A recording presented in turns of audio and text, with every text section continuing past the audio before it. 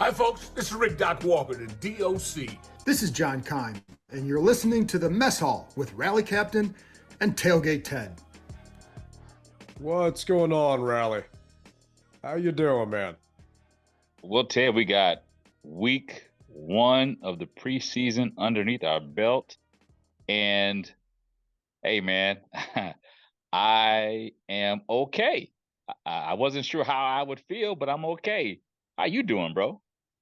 I'm good, man. I'm good. I didn't actually watch the game until yesterday. So Hmm. we talked about it on the last pod if we were going to watch it live. Did you watch it live or did you catch it later on? I caught it later on. I had to work.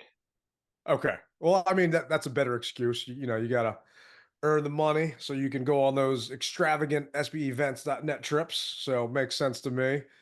But Oh yeah. I tried to turn my cell phone off. But then since I didn't watch it until Monday, because those of you that are season ticket holders, some might not know we get a perk, which used to be free NFL Plus. Now it's 40% off NFL Plus. And NFL Plus allows you to watch the all 22 version of the game. You can go back and watch replays of all of the NFL games. You can get out of market audio and games and stuff like that. I didn't get my email from the team for my free 40% off coupon until I want to say it was like late Sunday night. I'm sitting there scrambling trying to find it, and it was sitting in my promotions folder. So, shocker, finally found it, got everything set up, and I got a chance to actually watch the game. No commercials, none of that stuff. So it was 37 minutes. I think that's the best way to watch preseason because you Yeah. just cut through all the BS that you don't care about. And unfortunately, I already got spoilers before I watched the game of obviously, everything that happened, at least with Jayden. But it was still good to see real football for a change and not just practice highlights from, Commander's Twitter or something. Yeah. I gotta tell you, so one of the things that I'm gonna go back to the Jets practice. One of the things I'm a little upset about is I thought they were going to have the whole practice on, but instead they just had the guys warm up and they had a lot of on-field reporting. I was a little upset about that. I thought they were going to just have maybe a camera go to the various drills or whatever have you, whether it would be first off offense, defense, maybe a special team, and then cut off. But it was maybe 15 minutes into the practice with stretching and maybe one drill or even half of a drill at that, and then they cut away. And everybody's like, what the hell? So don't advertise that you're going to show the practice unless you're going to show the practice. Yeah, I feel for everybody because I was driving at the time, so I missed it. But thank God for JP Finley because he was doing his show during the practice. Hmm. So everyone had to turn their cameras off, but JP was basically almost like live streaming the audio from the practice, talking about what was going on and this and that. So that was, who's basically our eyes and ears out there. We didn't get a chance to actually watch anything. And after hearing how bad the practice went, I actually think it's kind of better that there is no video footage because according to all the beat reporters and people that were out there, Jayden was running for his life when it was 11 on 11. Like 7 on 7, they said he was on point, but 11 on 11 with no Brandon Coleman, no Wiley, just a bunch of the offensive line all dinged up, he was not doing well. And the Jets had their first team defense out there. They didn't Hmm. have their first team defense out there during the preseason game. The Jets Correct. actually didn't have, I think, let me see here, they were missing 28 of their starters. So, I mean, that's a lot of people. 28 of their players would not dress out for Saturday's game. So, meaning just one starter on either side of the ball was on the field. So, Well, it's good to see what we did, but the practice yeah. is kind of what mattered. And if I'm giving us a grade, we got an F plus plus from what I heard. Well, you know what? There's a part of me that's happy that we got that grade. Not that I was an F student and I'm happy with grades like that, but what I mean by that is we went into this thing not knowing realistically where we stood. And this practice and even the preseason is just to give you a baseline of where you are, what you need to improve, what you need to look for. You know, no one said that we were going to be world beaters. So it gives us a true baseline and realistically, not even a true baseline because, like you said, some of our players didn't practice. And what I like about it is I like the fact that Jayden's running for his life. I like that. He needs to feel that without being hit, if you know what I mean. So Oh yeah. I've always said, hey man, get the kid up to speed at some type of live speed type of drills. And so here he is. He sees it firsthand. He recognizes what he needs to do. And so it gave him a baseline. And I'm sure that they went back and they reviewed the film and said, hey, you're going to be doing this, that, whatever have you. And to give him a true feel of that first team speed. Now, what I saw in the preseason game, it showed me that he can make adjustments. He does know what to do as long as he calms himself down. Yeah, that first pass he threw over Eckler's head. I mean, Eckler would have had to have been like 7 foot tall to be able to catch that screen pass out there. Yeah, But but it's nerves. It's the kid's first, yeah, NFL like not play, but drive. and you can't be mad at it. And so the biggest thing is everyone knows, including Jayden, what he needs to work on. It's we always say people lie, the film doesn't lie. So and the coaches know what everyone needs to work on. I have faith in this organization, this coaching squad, that we're going to get things right. And the mere fact that you have this isn't the past administration, meaning you're not going to be able to rest on your laurels. And so we're seeing that. We're actually seeing it firsthand that some guys may not cut the mustard, and you're not going to just keep them per se just because their name is XYZ. Yeah, we'll talk about that in a minute because they made some interesting roster changes coming Yeah, up. It's definitely. Tuesday, the 13th, that we're recording this. But this is actually what Dan Quinn had to say about Jaden's performance. And I agree with you. I am glad that we got our ass kicked in that practice because everybody was talking about, oh man, this Commanders team's possibly legit. You got all these fans going out there watching it. Jaden's looking great, this and that. But the defense of the Jets, they're good. And we're going toe to toe with those guys. So I think it's given everyone a chance to take a deep breath, maybe take a step back and reevaluate and maybe be more realistic on what we can be. But Jayden did have a decent game, at least decent drive. And this is what DQ had to say about it. What'd you think of Jayden today? Jayden, I thought, was had just a real command of things to go. We knew it was going to be a fairly short time for he and for Marcus. We had planned for both of them to have a series, and then we would change and change after that. So it was a great first day for him. So Pro Football Focus, I mean, granted, it was just one drive. Jayden was out there. They gave Jayden a 85% grade. So 11 snaps.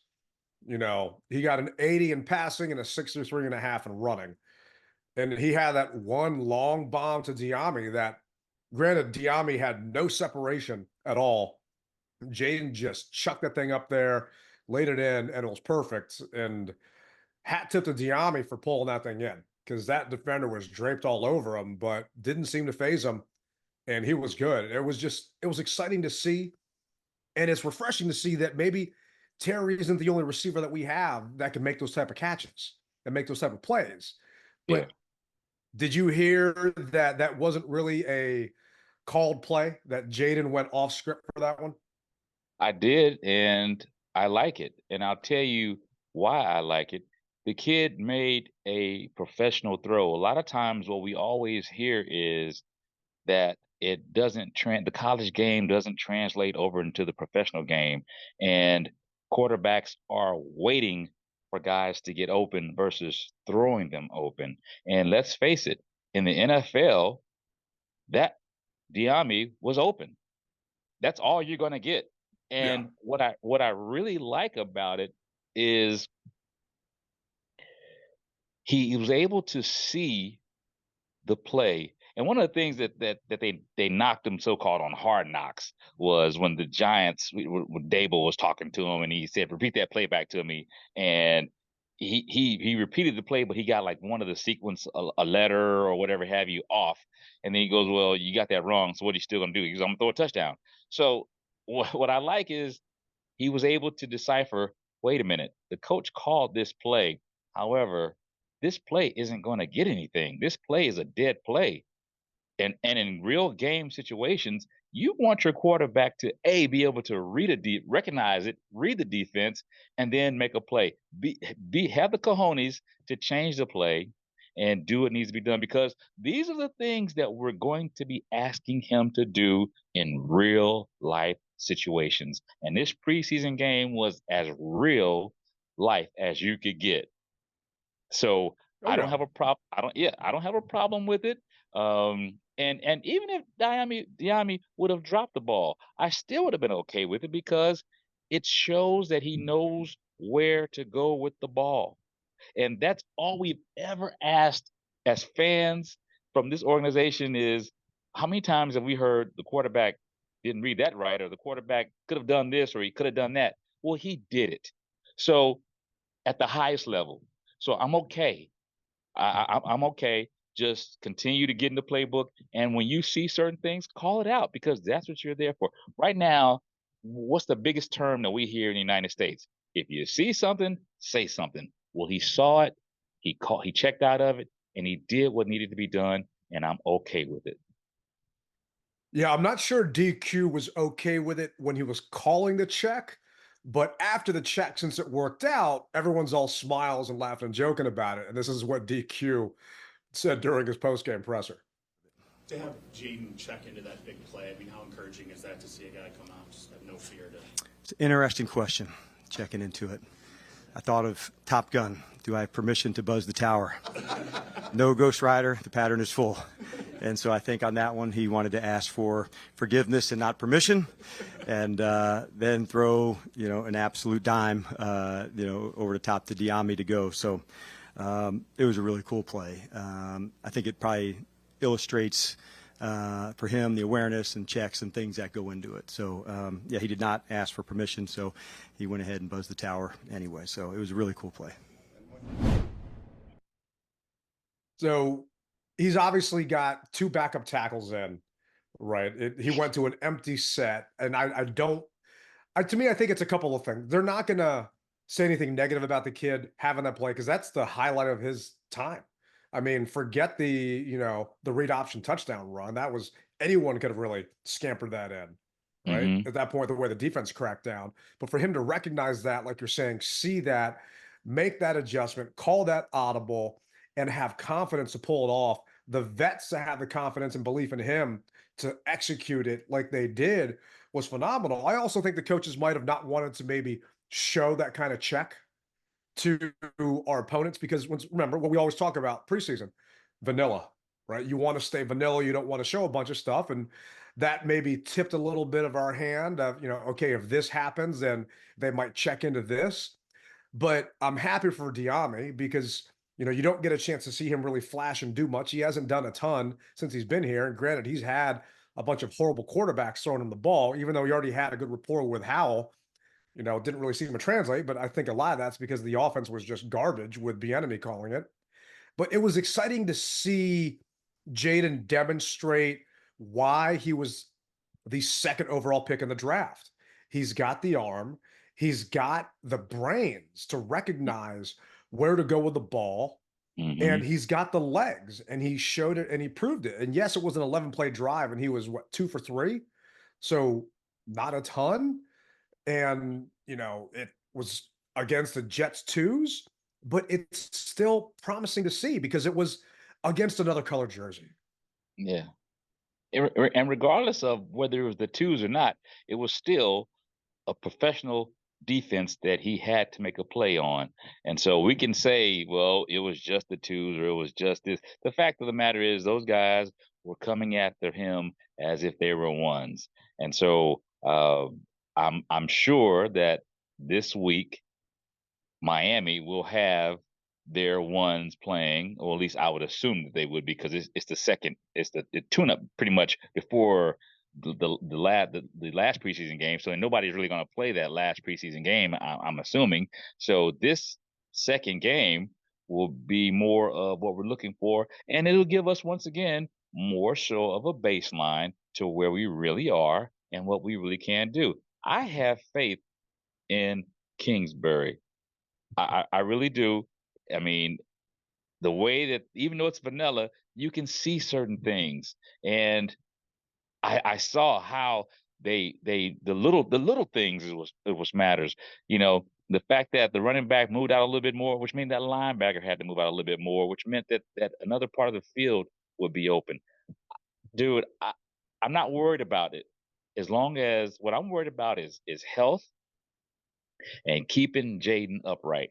If we can keep those two things going, we'll be able to put some points on the board. I'm not going to say we'll win them all. That's not what I'm saying. I'm saying that I feel as though the Commanders will be more competitive than they ever have been since 20. I'm not going to say 2012. I'm going to say since Alex Smith was here. Since he was Yeah, pretty much. I hear you. I almost say 2016, right? Yeah. Alex's offense was just boring. He was less than 175 yards average and just, checking down. But the thing is, we're going to see a competent team, which we just have not had, a competitive team. Mm-hmm. We might not win a bunch of games. And, I think part of that we'll talk about here in a little bit, is because of some of the roster that they inherited. It's just lacking. We've mentioned it till we're blue in the face. 2/3 of this roster is brand new. But I mean, I'm with you. Kingsbury, I was surprised at seeing some of these runs that he was calling and some of these running plays in the formations. It was refreshing to see the pistol coming back, right? Mm-hmm. And having to keep the defense honest, because whether it was Jayden or whether it was Mariota or whether it was Driscoll, whichever quarterback was at the helm, having to keep the defenses honest because you had that threat of running from the quarterback. So we haven't had something true like that, I want to say, since Robert at that point. So that right there is going to keep defenses on toes. I mean, when Jayden ran that touchdown in on that 3rd and goal, there was no one anywhere close to him because they had been running the ball down the throat of the Jets that entire time. And those backers and DBs and safeties were crashing down on that running back. And he knew exactly what he was doing, and it was in no chance of being touched and being harmed. And a lot of what people were worried about pre-draft was, can this kid take a hit? Well, you know what? If he's smart enough about it, he's not going to have to.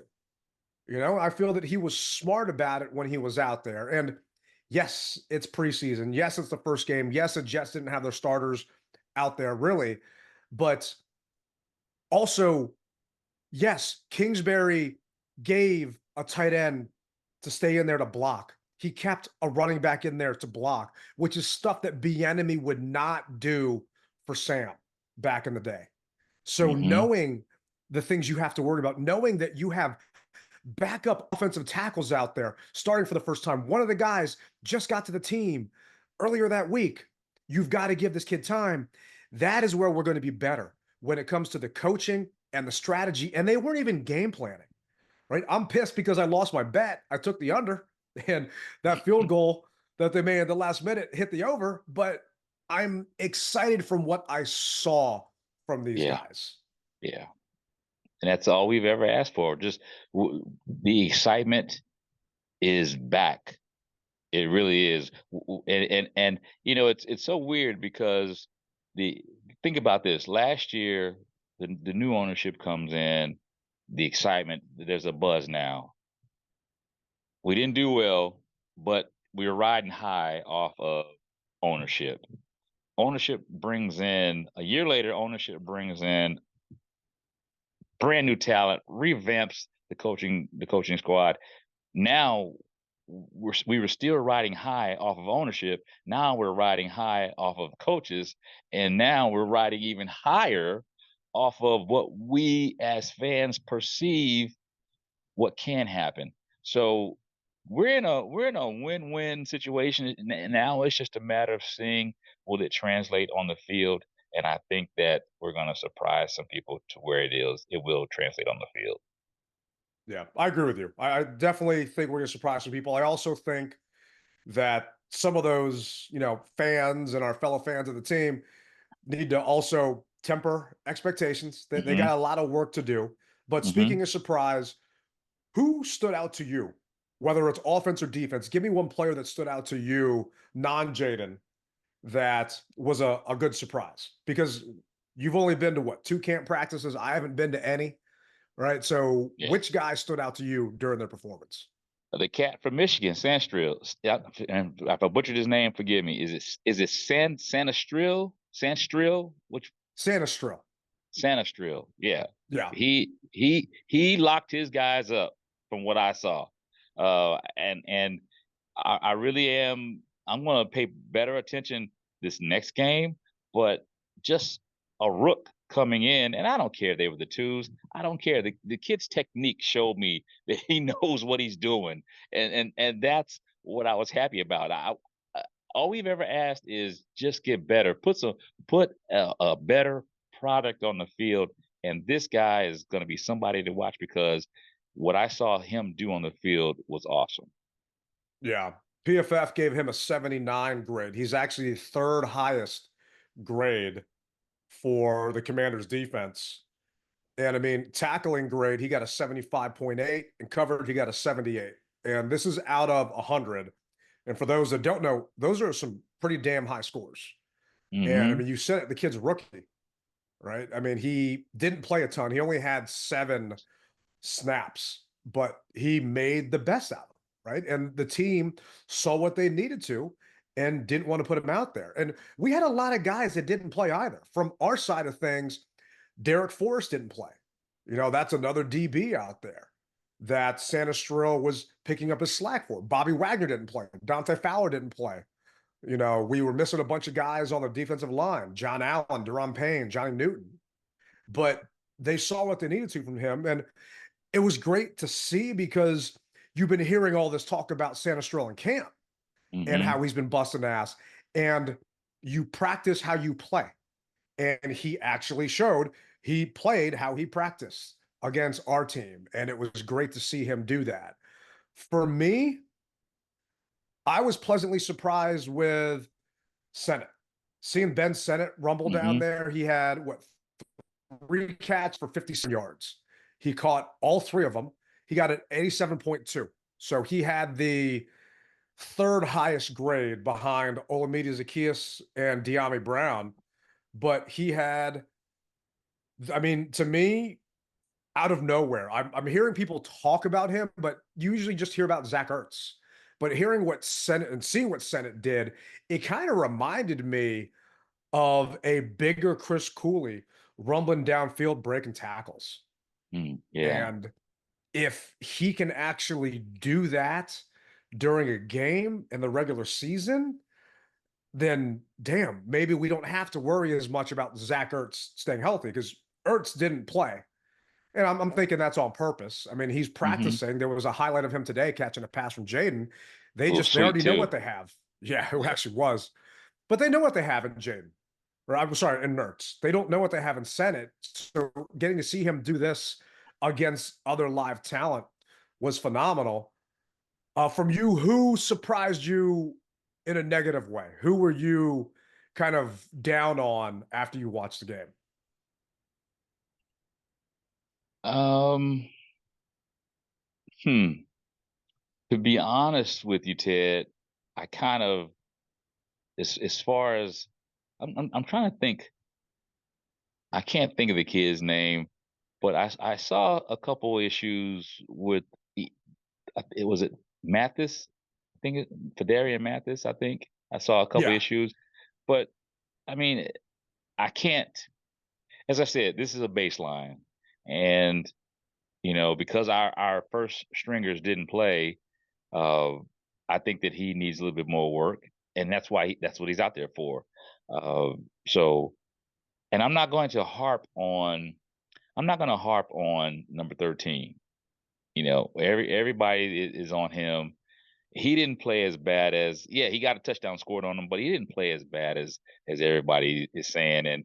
and give them. I think as far as, and I'm talking about, and I just had a brain fart. Cut. Forbes. Number 13, Forbes. Yeah, Emmanuel. Yeah, Emmanuel Forbes. He didn't play as bad as everybody wants him to play, or thinks that he did. Now, did he get a touchdown scored on him? Yes, he did, and I know it's unfortunate. But I think with this new coaching staff, they'll be able to train him up and do things a lot better and different for him. Who say you? Yeah, well, going back to Forbes, he got a 69.3 coverage grade, which isn't that bad. The one thing about him is he wasn't going against Aaron Rodgers and he wasn't going against, the Jets' best. So that concerns me a little bit with him. But against the Jets' first team that they put out there, he didn't do bad. He stood out a little bit, and then I think they just kind of picked on him as the game went along. For me, I was honestly surprised at how poor Jamin did when he was there towards the later part of the game, specifically when he was lined up at defensive end. And maybe it's because he's undersized as a defensive end, but I went back and I was watching the film and the game today, and it's like, is that Jamin? Because it's preseason. You got guys wearing duplicate numbers, right? So I'm like, okay, is that him? And then I realized, yeah, that is Jamin.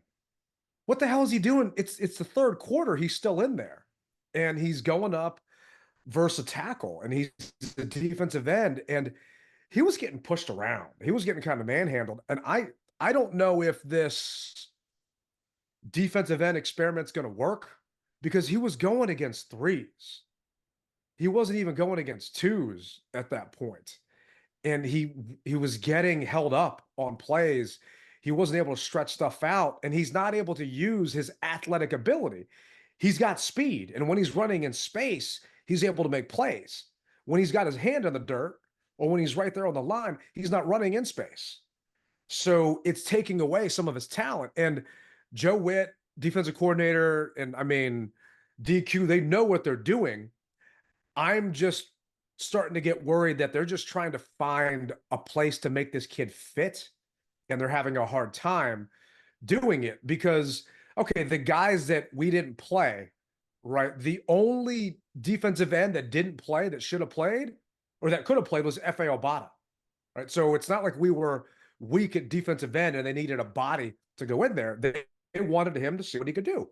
And Yeah, he didn't do too well. He got a 59.8 at that point. So it's just, and maybe because I'm hard on the kid because he was a first round pick, and it's not his fault he got picked number 19, but you got high hopes for the kid. And I did not see it, especially when he's playing against backups. And this is what DQ had to say about Jamin's performance.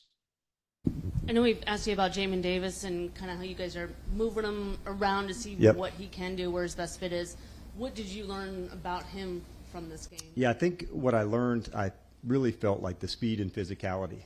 Those were the things. I felt that. I could see that, the tackling to go. And so that was what I saw. And so to get a real look at this at the D end, you have to get it in the game and you have to get the exposures for it. So I was pleased with what I saw from him. So I'm more of a harsh grader than DQ, obviously, because I wasn't pleased with what I saw. And I hope for the team's sake that they find a spot for him because he has we were in Atlanta. We saw him blow up. I can't remember the Atlanta running back. The one play. He has shown so many flashes of being good and then other flashes of, damn, did he just do that? And to me, there was more, damn, did he just do that? What was his natural position in college? Was it? It wasn't defensive end, was it? Outside linebacker. He was outside linebacker. Yeah. Okay, which isn't a defensive end. So here's the thing. Obviously, as you said, they're trying to find a spot for him, but they're also trying to see what his strengths and weaknesses are. And like the coach said, you're not going to know until you put him out there. This is his first time at that position. I played defensive end and I was okay. Obviously, I didn't make it to the big league or anything like that. But if it's your first year playing defensive end, there's certain things that you've got to be coached up on. And yeah, there are different keys you got to read. So once again, you're asking a young man to do something that he hasn't done before. Yes, his physicalness, he's a beast. He just doesn't have the right you just can't go out and hunt because there are keys that you got to be able to go to work yourself through to go hunt. And if you don't recognize those just yet, it's okay because this is the time to do it. This is the time for you to be able to say, hey, look at the tape. When you felt this right here, this is what you should have done versus what you did. Okay, coach, I got it. And then you take it back to the practice field and you give him a situation that you saw in the game, and you run that same play and see if he feels it, see if he sniffs it out. And if he sniffs it out, then everything that he did in that preseason game, which means he's retaining it now, and he can put it to use in the next game. This, unfortunately, is what preseason is all about, and you're going to hear me say it until I'm blue in the face. And the thing I like about these guys is, okay, that they tried him at defensive end. Now they may try him someplace else to see where he fits, to see where this round hole can go in the round hole. Stop trying to put a round hole into a square peg. So that's what I like. So as you said, for you, Ted, you may not have liked it, but temper, bro. Temper your expectation. It's preseason. Let them. It's a work first it out. game. Yeah, I get it. It's also year 4 for this kid. That's, your first round pick has to make a serious contribution. And I just don't feel that he's making that contribution. And another first round pick that is starting to make some people wonder is Jahan Dotson. Jahan was out there for a lot longer than the other starting wide receivers, if you will. Yeah. So it and makes I'm okay you wonder. With that.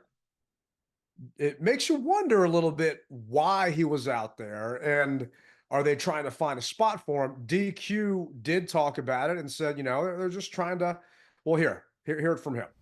Hey, Dan, obviously the starters don't typically play a lot in the first game, and they didn't. But Jahan ended up playing, I think, more snaps than any other receivers. Just curious why, for him, did you feel that was good for him to do? Yeah, I think we're right in the middle of that competition, at receiver and trying to find out slot and inside and outside. So moving guys into different locations, Ben, that's a big piece of it. And you'll see more of that this week as well with him and with some of the other receivers. We're really digging into that group, and it's a really competitive group to push it. So you'll see more of that same with his reps increased again this week. So Jahan had 32 snaps, which it's a decent amount of snaps for your starter to be out there running.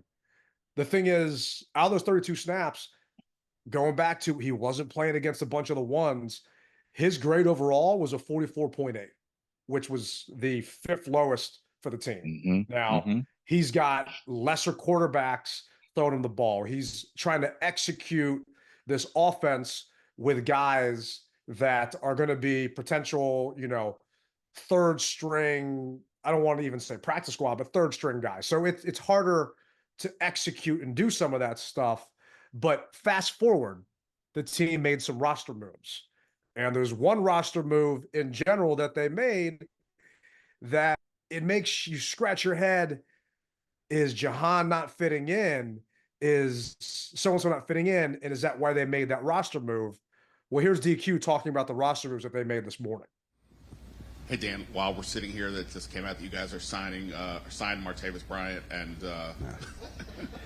and release that, man. Just what went into making those choices? Sure. Let's start first with Miz, and going with 2 kickers by no means, through the first, our last couple weeks in camp, still an open competition for us at that spot, but we did feel like this was something, let Riley go into this week and have these reps at Miami, both at practice and at the game. We'll kick, obviously, both in those settings. And so, and adding another receiver just into the mix, we thought was the right thing to go just right here in camp. And Martavis has a a really cool skill set. He's got size and length and the ability to use him in the red zone. So when you see him today, you'll definitely he'll stand out. He looks like a linebacker playing wide out from a size standpoint. So I got a chance to work with him previously when I was in Dallas, and so I'm looking forward to having him here today. So they brought in Martavis Bryant. They let go of Ramiz Ahmed, and I'm not surprised. I mean, kicker right now is a major concern for this team. It's the true issue. And that's part of why I'm saying that. I mean, I don't know what's going to happen. I mean, we're going to lose close games. Let's just be realistic about it. We're going to lose close games if we don't get this special teams piece taken care of and get a real kicker in here. And was it Patterson's the other kicker? Mitch Tischler was talking about how he, during warmups, literally hit both uprights and the crossbar, and the ball doinked out and missed. Right, he missed a field goal during the actual game itself, and he's been hitting a bunch of the crossbars in practice. It's a problem, and they kept him. Right, they let go of the other guy. So how bad was the other guy if they kept this guy? You know? Yeah. But the team brought in Martavis Bryant. And for those that don't remember, Bryant used to be a stud, right? He hasn't taken a snap in the NFL since 2018. Right? You heard me right. 2018 is the last time he took a snap. Right? He got suspended. He had a bunch of issues for possession. A lot of the stuff that he got busted for, is legal in the US now. Right. But he has had, I don't want to say attitude issues, but I don't know any other way to put it. Right. After he left the Raiders, he went to the Toronto Argonauts. He was suspended and placed on the suspension list after he failed to report to training camp. He never actually played for them. Right. He went to the Massachusetts Pirates, an indoor football league, didn't work out there. He went to the Edmonton Elks. He was released before training camp. It's just, to me, you're bringing in this guy that was on the Cowboys practice squad last year. So that's where Dan Quinn saw him and saw the potential talent he has. But I really think they're bringing him in for one reason and one reason alone.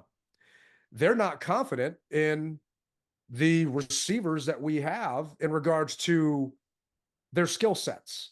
We've talked about this in the past. All of our receivers are the same. For them to have drafted Jahan, I think, was a mistake because he has the same skill set as Terry in regards to size and route running. We don't have someone that is a good counterpoint that has that height. And I think that's why they brought this guy in. Is he going to stick? Is he going to stay? I got no idea. But what did you think today when you heard they brought Bryant in? Well, let me backtrack a little bit, Ted. What I'm happy to hear is the C word, competition. So many times, guys made the team and they knew they were a lock because of who they were or whatever have you. Now, guys are seeing, wait a minute, I may not be a lock because of my name. And so, yes, this is a true competition. And one of the things that these guys harp on is they want to make this team better. That's what they're all about. So if you are cutting the mustard, it may be time for you to say la vie, bon voyage. It may be time for you to go. We're not doubting that they aren't good. But at this juncture, we're looking for great. Now, getting back to Martavis, I think that as all these players that have worked under Dan, he's a hell of a coach. He's a hell of a man. He's a hell of a confidant.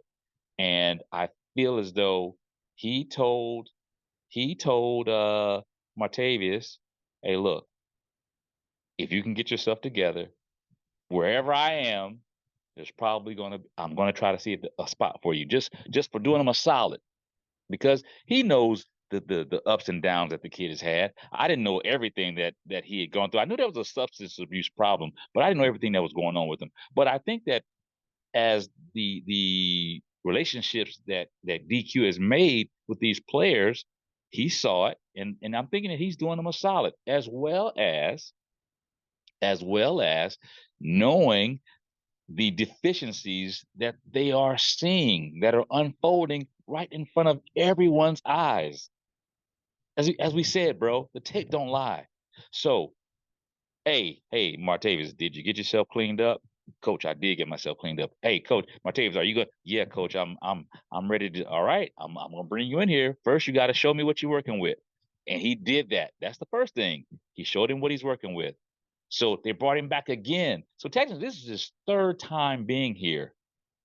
So what else can you say? If this guy pans out, this is a win-win situation, bro. And I'm not here to babysit or you got treat you with kick gloves.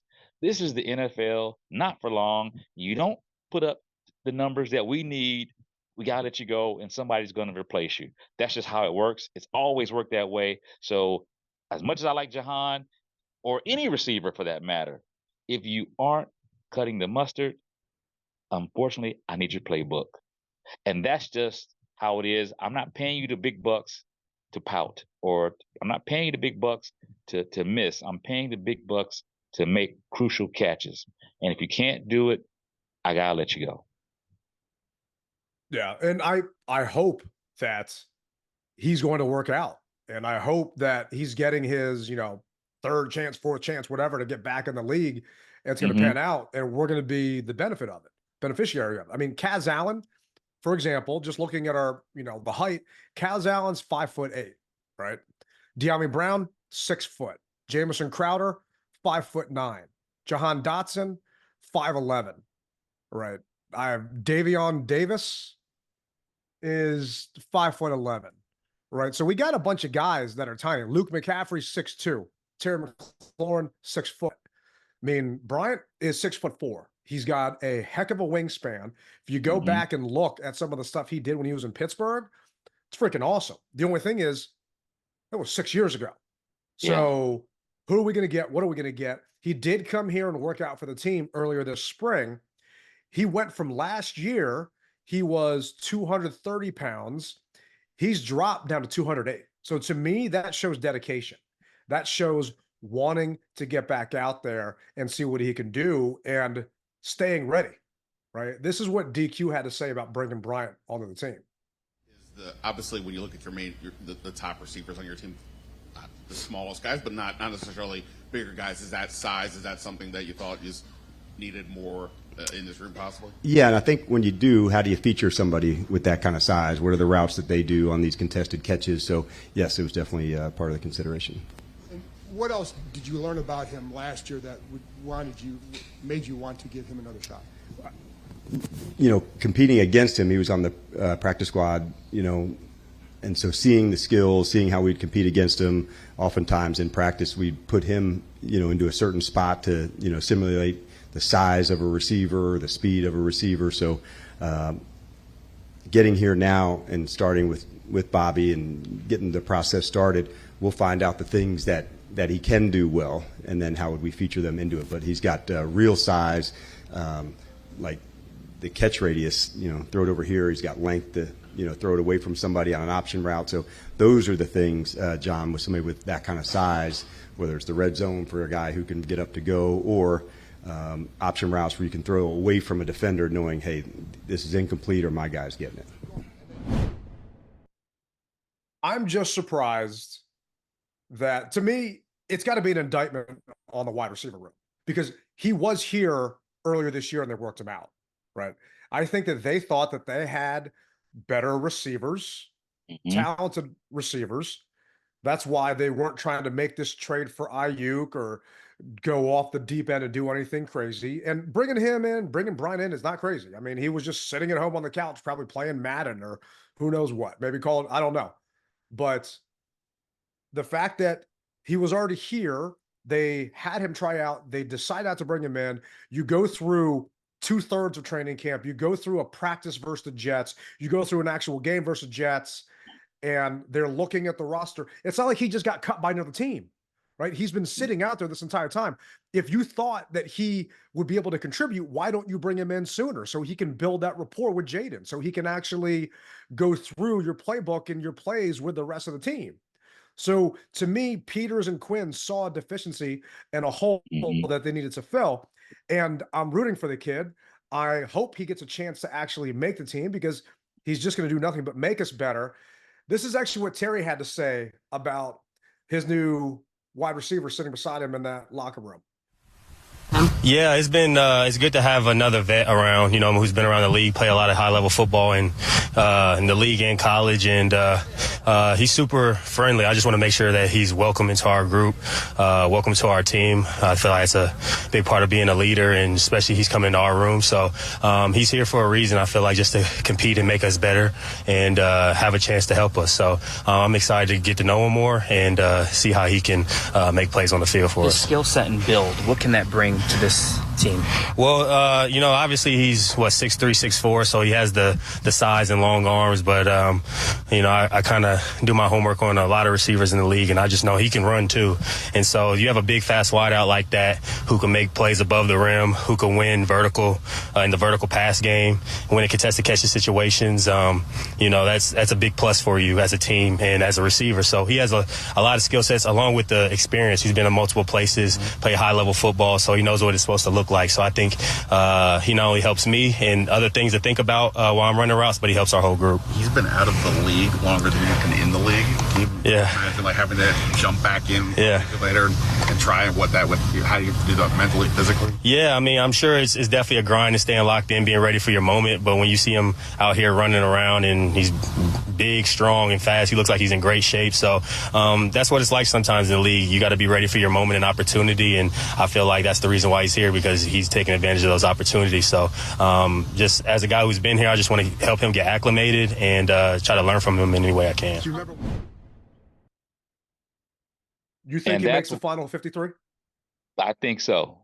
That right there is the reason why he's going to succeed. What Terry said. He's going to assist him. First off, he's got natural ability. And one thing that they always say is, if a kid's got natural ability, it's easier to coach. So, and you can't teach height and you can't teach speed. If he's got it, he's got it. And he's been out of the league for a long time. But obviously, Ted, they saw something in him, even though he's been out of the league for that many years. They saw something that said, whoa, he still got it. All right. So now that he still got it, let's see what he does in practice. And if he can get a portion of this playbook down, guarantee you he's going to be highlighted Saturday in Miami. And I'm looking forward to seeing it, because the kid, a good comeback story always makes everyone happy. And I think that it's easier as a wide receiver to come in versus a running back or a lineman having not practiced and played with a bunch of guys, because you're running a route tree. The NFL route tree is the same across the NFL. Everybody knows what a 9 route is that plays that position. Everyone knows what an 8 route is, which is a post. Everyone knows what a dig is, right? You run a dig to X yards, right? So it's going to be easier for him, in my opinion, to pick up. I do hope we get a chance to actually see what he can do, what he can contribute, because he did play this game at a very high level. It's just been a long time since he's done it. So I'm hoping we get a chance to really see that this week. He did practice today. The guys were in full pads today. DQ said that if you're not practicing today and you're not practicing against the Dolphins on Thursday, because I think tomorrow's an off day because they're traveling, then you're not playing in that game on Saturday. So he was there. I think it means we're going to get a chance to actually see him. So it's something else to look forward to, because the stuff I was looking forward to was Brandon Coleman and this offensive line. Doesn't seem like Brandon's going to be able to play. Seems like he's still banged up. I don't think he was out there today. But another added weapon for Jayden to potentially use that can help this offense, and to be able to bring him on for, vet minimum and cheap and see if he can do something. But let me tell you, if I'm Jamison Crowder or Kaz Allen or anybody that's here because of the Rivera regime, other than Terry, my butthole is puckering, man. I'm putting as much stickum on my gloves as possible to make sure I don't drop a single pass So when we play those Dolphins. The old sphincter is tight, huh? Hell yeah. How could it not be, man? I mean, it's like you Yeah. said it, competition. And we talked about it, and I'm going to stop saying that, but it's just the past regime. If you were drafted and if you are a Rivera guy, freaking Cameron Cheeseman was the worst rated special teams player in the entire NFL. And they Yeah. kept him on the squad just because they drafted his ass, right? There was loyalty when there never should have been loyalty. This Yeah. regime is about competition at every position. And if you're not cutting the mustard, we're bringing someone else in to either motivate you, kick in the ass, or take your spot. And that's how Yep. it's going to be. Oh yeah, and I don't have a problem with it. I love it because it's what teams are made of, and that's what it's all about. I wish the game was tomorrow. I really do, because I want to see this. Yeah, I will be watching the Dolphins game live. I'm thankful it's not a noon game on a Saturday, but I'm starting to slowly get excited about the season, right? I'm not jumping in Yeah, yeah. 1,000%. To me, it's about not getting burned out early. It's a long season. We got a lot to look Mm-hmm. forward to, but it's the little things here and there. What are you looking forward to seeing, or what are you hoping to see during the Dolphins game? Assuming we don't get a chance to see their practice, which I haven't heard any news about yet. I'm hoping to see Jayden play maybe three series, three series, and for people who may say, well, no, you don't want to play that much because hypothetically your starting left tackle isn't there. Well, what happens hypothetically if the left tackle, God forbid, something happens to him and we need to put the kid that's playing right now in the game? The thing about it is you got to be able to adjust on the fly, and I want to be able to see that. I want to see the improved defense, improvements that they have made, both from what they've seen on the tape to what they have implemented game time. I want to see those things.